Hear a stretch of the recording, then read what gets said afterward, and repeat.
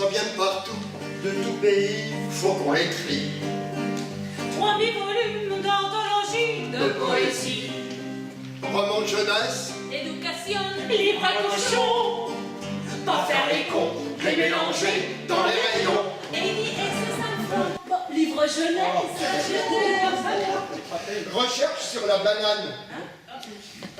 bottes et chaussures d'Allah.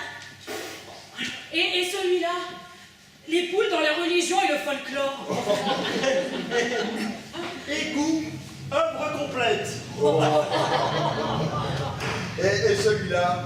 Drame de chasse, Tchekhov. Ah bah nature et découverte. Ah non, section roman policier. Ça obligera le lecteur à suivre le récit avec l'attention que demande crime, assassinat, indice. En entrant dans une bibliothèque, je suis toujours frappé par la façon dont elle impose au lecteur, par ses catégories et son ordre, une certaine vision du monde. Donne-moi ça, donne-moi ça. Oh. Eh ben tiens, voilà. Voilà. Et voilà. Ah, j'en ai marre. J'en ai marre. Ah, tu me fatigues. Et voilà, la page 3, la page 4, la page 5, la page 6. Et ben c'est là.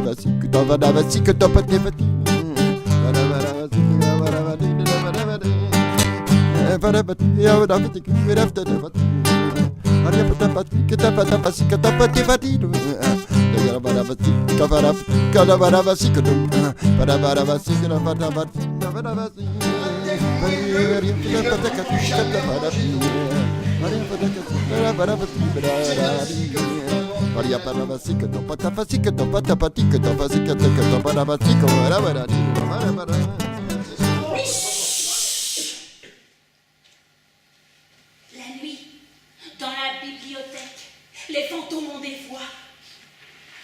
J'emporte dans mon sommeil les voix et le mouvement du livre que je viens de faire. Mes relations avec les livres son charnel.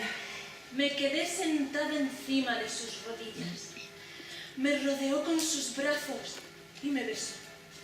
El solo tacto de su lengua repercutió en todo mi cuerpo. Él es la razón de mi vida. Comme les mortels, les volumes ont une tête, un dos, des nerfs, des coiffes, des charnières. Il faut savoir les toucher, les caresser, les respirer et aussi les astiquer régulièrement s'ils sont de pourriture. En Mercedes. Georges Sandrin. Là, c'est dans le train. On lit au lit dans un fauteuil dans le bain. Avec deux doigts, avec les pieds sans les mains. Il y a des bouquins pour le matin, pour le soir. Au cabinet devant les pieds des wagons noirs. Bien sûr, elle craque pour Julien Gracq.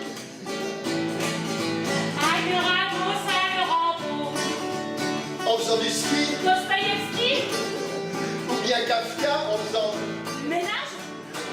le pélican, lassé d'un long voyage. Dans les brouillards du soir retourne à ses roseaux.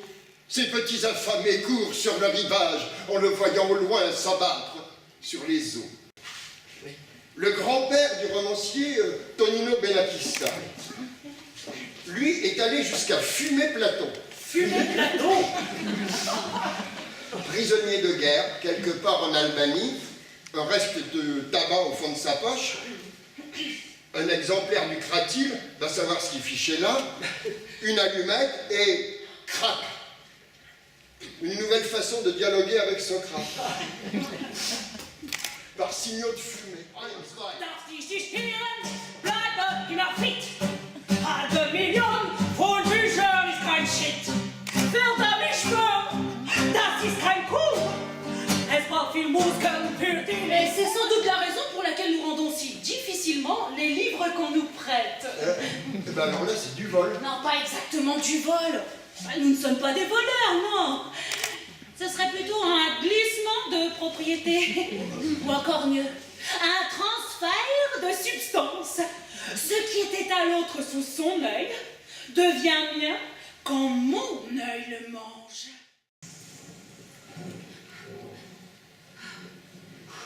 Le XXe siècle, trop visuel? Le 19e, trop descriptif? Et pourquoi pas le 18e, trop rationnel? Les 17e, trop classiques. Le XVIe, trop renaissant. Et Pouchkine, trop russe et Sophocle, Trop mort. Comme si les relations entre l'homme et le livre avaient besoin de siècles pour s'espacer. Il faut lire. Il faut lire, il faut lire, il faut lire, il faut lire, il faut lire, il faut lire, il faut lire, il faut lire, il j'ai le faut droit lire. de ne pas lire. Et quand la dernière page se tourne, lorsque le livre se ferme, le temps s'arrête. Le bouquin n'est qu'un tas de feuilles qui tombent sans vie. Mais l'œil a vu la phrase. L'encre ne contient plus les notes. La musique est un bateau échoué dans l'esprit. Et, des mois durant, les lèvres fredonnent encore sa mélodie. Les pas du lecteur solitaire marquent encore son rythme au gré du temps qui passe. L'harmonie est brisée. Seul le sens du souvenir éveille la lecture. Il faut chercher ailleurs, tromper dans de nouvelles ivresses le livre achevé.